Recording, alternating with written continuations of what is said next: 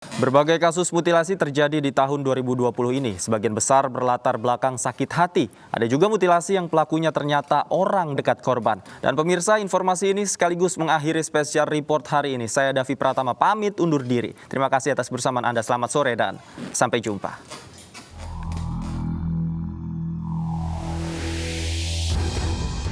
Penghuni apartemen Kalibata City digemparkan dengan penemuan jasad pria termutilasi di salah satu kamar lantai 16.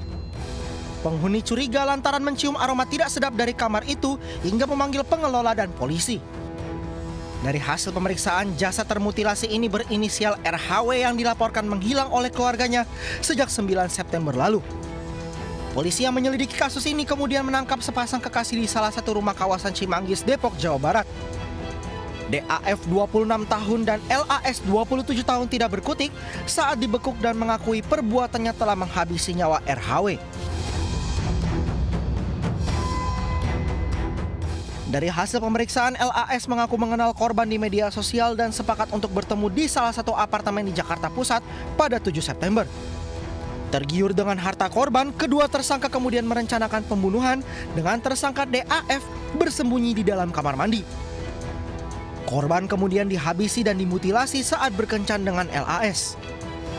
Tersangka kemudian membawa jasad korban ke apartemen lain untuk disimpan sementara dan menyiapkan rumah sewaan di Cimanggis, Depok untuk tempat penguburan. Namun belum sempat menghilangkan jejak kejahatannya, kedua tersangka terlebih dahulu tertangkap. Dalam olah tempat kejadian perkara, terkuak jika jasad korban dimutilasi dan kemudian dibungkus plastik dan disimpan di dalam koper. Usai membunuh korban, tersangka kemudian menguras uang korban hingga 97 juta rupiah yang digunakan untuk membeli perhiasan emas, motor, laptop, dan menyewa apartemen serta rumah, dan di rumah ini jasad korban akan dikuburkan. Atas perbuatan kejinya, pasangan kekasih ini dijerat pasal pembunuhan berencana dengan ancaman hukuman mati atau penjara seumur hidup. Kasus mutilasi juga sempat menggemparkan Sumbawa Besar, Nusa Tenggara Barat. Jasad seorang wanita ditemukan termutilasi dan membusuk dalam kotak pendingin di sebuah rumah di Sumbawa Besar, Nusa Tenggara Barat. Potongan tubuh ini diketahui atas nama Siti Aminah, seorang pedagang di lingkungan Kebayan, Sumbawa Besar.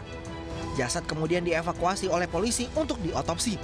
Dari hasil penyelidikan dan memeriksa 21 saksi, polisi kemudian menetapkan suami korban Muslimin sebagai tersangka pembunuhan disertai mutilasi ini. Tersangka mengaku tega membunuh dan memutilasi istrinya sendiri karena cemburu. Atas perbuatannya, tersangka diancam hukuman mati atau penjara seumur hidup.